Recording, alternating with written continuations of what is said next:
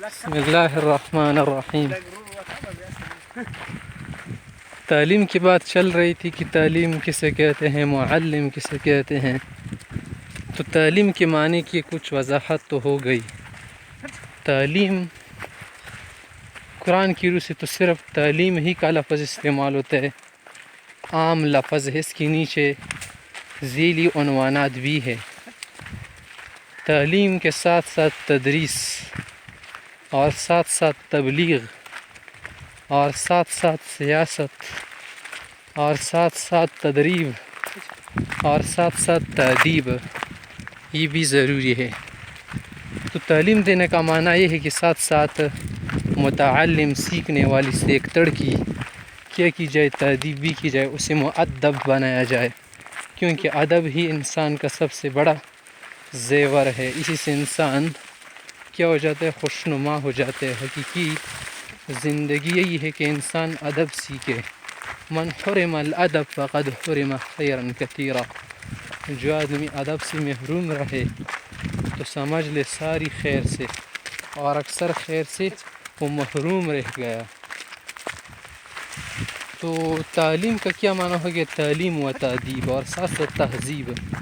تہذیب بھی کسی کہتے ہیں، حذف سے نکلا ہے، اور حذف تہذیب کا معنی ہے نا کہ جب درختوں سے یا کھیاریوں میں جب کیا لگائی جائے، بوٹیاں لگائی جائے، کیاری بنائی جائے، اور درختوں سے جو زائد شاخیں ہیں نا وہ کاٹی جائے تو اس سے درخت حسین لگتا ہے، اس کی جو بدصورتی ہے نا وہ خوبصورتی میں بدل جاتی ہے۔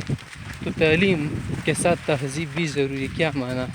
کہ انسان کی بدنمائی، بدصورتی جو اندرونی اور بیرونی ہے وہ خوبصورتی میں بدل جائے، اس کی دل کی دنیا آباد ہو جائے، اہل دل والا بن جائے، اہل دل میں داخل ہو جائے۔ اور ساتھ ساتھ تعلیم کے ایک اور لفظ بھی استعمال ہوتا ہے، اور وہ ہے تعلیم و تربیت۔ تو معنی یہ ہے کہ جو آدمی معلم ہوگا تو وہ مربی بھی ہوگا، تو جن کو یہ تعلیم دے گا نا ان کی تربیت بھی کرے گا، ان کو مربع بنائے گا، معلم ہونے کے ساتھ ساتھ مربع بھی بنائے گا، تب آدمی کامل بنے گا۔ اور یہ تربیت کیا ہے؟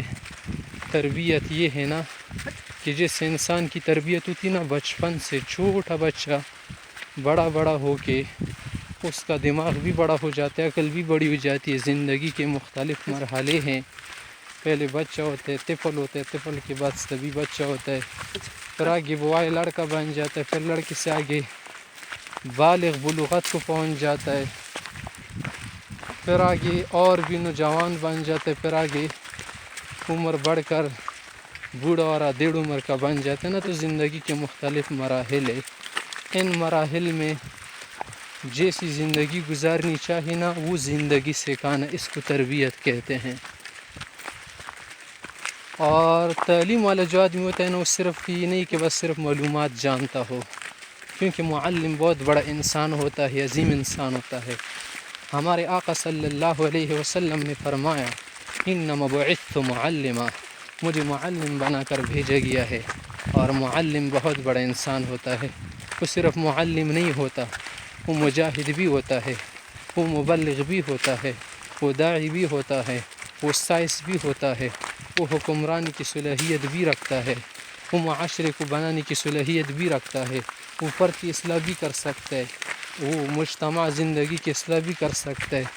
ہر اعتبار سے وہ کیا ہوتا ہے؟ کامل و اکمل ہوتا ہے، اس کو بہت کچھ آتا ہے، وہ صرف نر جاننے والا نہیں ہوتا، وہ زندگی کے ہر شعبے سے واقف ہوتا ہے، اس کو واقفیت حاصل ہوتی ہے، وہ جذبات کو سمجھ سکتا ہے، احساسات کو سمجھ سکتا ہے۔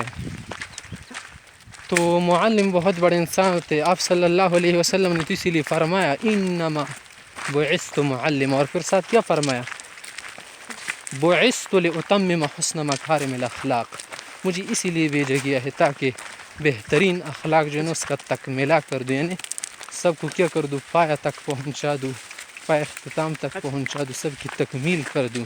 اور آپ صلی اللہ علیہ وسلم کے اخلاق تمام انسانوں میں اخلاق عظیمہ ہے۔ اخلاق عظیمہ صرف پیغمبر صلی اللہ علیہ وسلم کی خصوصیت ہے، اسی سے وراثت میں ہمیں بھی اخلاق کا درس ملا ہے۔ تو تعلیم کا کیا معنی ہے؟ بہت کچھ سکھانا، بہت کچھ کیا کرنا، انسان کو دے دینا، انسان کو کیا کرنا، سرمایہ دینا، بہترین سرمایہ جو کیا ہے نہ ختم ہونے والا سرمایہ ہے، اور وہ ہے انسان کو مہذب بنانا، مؤدب بنانا، اور انسان کو کیا بنانا، مربع بنانا، اس کی تربیت کرنا، اس کو کیا کرنا، دوسروں کی ہمدردی سکھانا، دوسروں کی غمخواری سکھانا۔ اور اسلام نے تعلیم کے متعلق یہی فرمایا کہ تعلیم وہی معتبر ہے جس میں روحانیت ہو، جس کے ساتھ زیور بھی ہو، اور وہ روحانیت یہ ہے کہ انسان کا جیسے باہر والا آباد ہو تو اندر والی زندگی، اندر والی جو دنیا ہے وہ بھی آباد ہو۔ اگر صرف مادے پر کیا کی جائے، زور دیا جائے، صرف مادے کی ترقی کو فلاح سمجھا جائے، اسی کو کامیابی سمجھی جائے نا، تو یہ کیا ہے، ہماری ناکامی ہے۔ جیسے مغربی اقوام نے کیا کر دیا، مادے پر زور دے کر تعلیم کو مادے کی ترقی کا نام دیا کہ مادے کی ترقی ہی تعلیم ہے۔ نہیں، حقیقی تعلیم وہی ہے کہ جس میں انسان کیا ہو، دنیاوی ترقی کے ساتھ ساتھ، مادی ترقی کے ساتھ ساتھ روحانی ترقی بھی اسے حاصل ہو۔ جیسے باہر کی دنیا اس کی آباد ہو، تو ظاہر کی دنیا اور دل کی دنیا اور روح کی دنیا بھی اس